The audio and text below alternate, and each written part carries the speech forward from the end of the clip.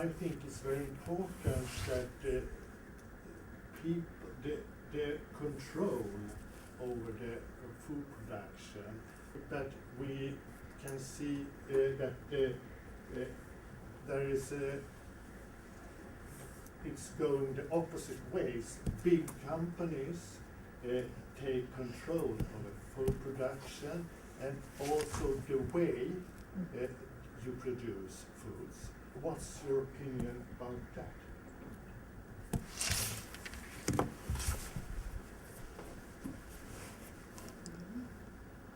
You are right that food production has become more and more concentrated in fewer hands. And that's a trend that's pretty much worldwide at this point. When we talked about energy, and when we talk about going from fossil fuels to renewable sources of energy, we're talking about going from a world that was increasingly globalizing in the energy economy as the entire world over the last century has become heavily dependent on oil from a few places in the world. That's globalization to the extreme, in a sense. What we're now seeing as we shift to solar and wind and geothermal is the localization of the energy economy. And to some degree, that is going to translate into the localization of the food economy,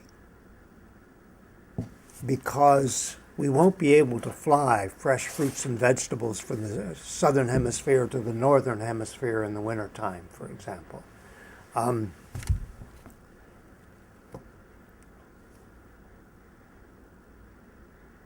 In the United States, where for more than a century, farms are getting bigger and bigger and farms are consolidating, fewer people on the land.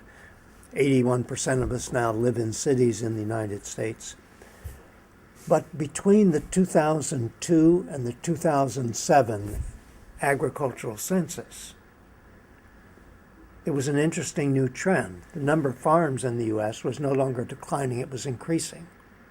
And it was not because more land under cultivation, it was because there are more and more small farms emerging. Not 200 acres or 2,000 acres, but 20 acres. And people with these small farms, including a disproportionate share of women, by the way, those with these small farms are producing primarily for local markets, not for global markets. And it's mostly fresh fruits and vegetables and maybe goat cheese and eggs and things of this sort. And it's a new model, and it represents a different set of values. And one of the reasons it is popular is because in farmers markets, when you buy produce or eggs or cheese or whatever, you can talk with the farmer who produces it. There's a personal relationship. I have for years now find supermarkets to be very sterile. I mean, we have the richest abundance of food that humanity's ever seen in one building. And you'd think that would be exciting and, but it's a very, I mean, you don't see a lot of, there's not much socialization in a supermarket. It's so big that very few people in the supermarket at any given point in time know each other, so they don't even say hello. They're just going with there and looking for the food. And it's almost, in a sense, inhuman. We've taken the humanity out of the food system. Whereas when you go to a local farmer's market, there's a person there you can talk with.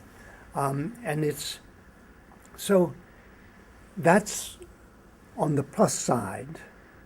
On the minus side is a world that is so highly urbanized today, and where international trade has become so large that we face huge nutrient flows that we have to compensate for. For example, the United States exports close to 100 million tons of grain a year. And with that 100 million tons of grain goes 2 or 3 million tons of nitrates, phosphates, potassium, the basic nutrients that plants use. And those nutrients never come back. They end up in in the Nile River or Tokyo Bay or someplace. They don't come back to Kansas and Iowa. So if we don't replace those nutrients somehow, the productivity of the land will go down because we just keep pulling nutrients out and never putting any back. The other interesting new development, so we're trapped. There's no substitute, no alternative to the use of chemical fertilizer, whether it's phosphate rock or nitrates, nitrogen pulled out of the air or what have you.